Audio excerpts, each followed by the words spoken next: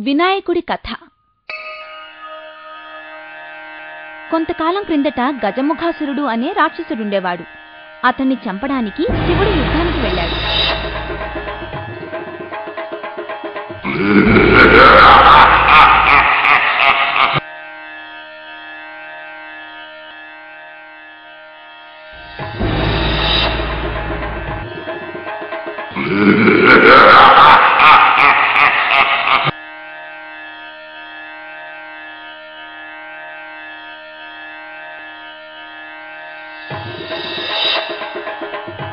ఇంటి దగ్గర పార్వతీదేవి ఒంటరిగా ఉంది. పార్వతీదేవి స్నానానికి వెళ్లబోతూ ఇంటికి ఎవరైనా కాపలా ఉంటే బావుండు అనుకుంది. కాని ఆమెకు ఏం చేయాలో తెలియలేదు. వేరే ఏ మార్గం కనిపించలేదు. దాంతో ఆమె తన శక్తితో ఒక కుమారుణ్ణి సృష్టించింది. అతడికి గణేశ అని పేరు పెట్టింది.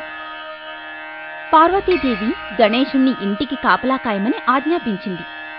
ఎవ్వరినీ లోనికి రానియవద్దని చెప్పి స్నానానికి వెళ్ళింది పార్వతీదేవి.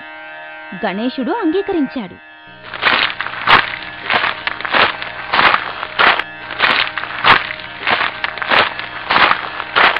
తల్లికిచ్చిన మాట ప్రకారం ఇంటికి కాపలాగా ఉన్నాడు.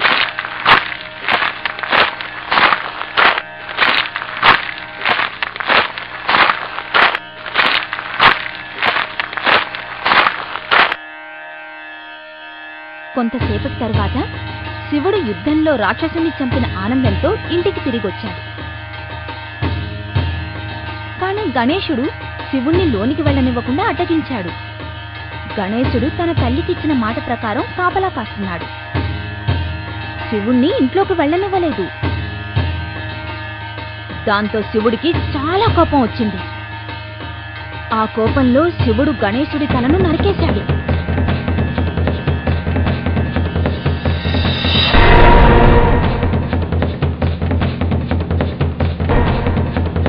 అప్పుడే స్నానం పూర్తి చేసుకుని వచ్చిన పార్వతీదేవి ఆ దృశ్యాన్ని చూసింది.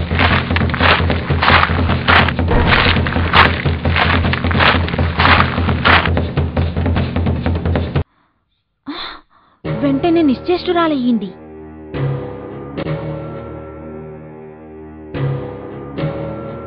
ఆమెకి శివుడి మీద చాలా కోపం వచ్చింది. గణేశుడు ఎవరో శివుడికి చెప్పింది. శివుడు పార్వతీదేవి చెప్పిందంతా విన్నాడు. ఎలాగైనా గణేశుడికి తిరిగి ప్రాణం పోయాలని నిశ్చయించుకున్నాడు. అడవిలో ఉత్తర దిక్కుగా తలపెట్టి నిద్రిస్తూ కనిపించిన జీవితాలని గణేశుడికి అమర్చాలనుకున్నాడు. శివుడు భటుల్ని పిలిచి అలా కనిపించిన జీవిని తీసుకురమ్మని ఆజ్ఞాపించాడు. భటులు అడవికి వెళ్లారు. వారికి మొట్టమొదటగా కనిపించిన జీవి ఏనుగు. శివాజ్ఞ మేరకు వాళ్ళు ఆ ఏనుగు తలని నరికి తీసుకొచ్చారు.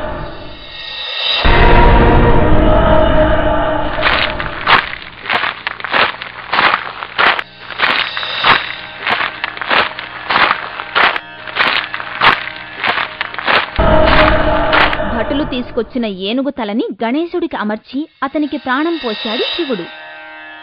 అందుకే గణేశుడికి ఏనుగు తల వచ్చింది. కాని పార్వతికి సంతృప్తి కలగలేదు. అప్పుడు శివుడు పార్వతీదేవి కోరిక మేరకు గణేశుడికి ఒక వరం ప్రసాదించాడు. ఎవరైనా ఏ పనైనా మొదలుపెట్టే ముందు అందరూ గణేశుణ్ణి ముందుగా ప్రార్థిస్తారు అని చెప్పాడు.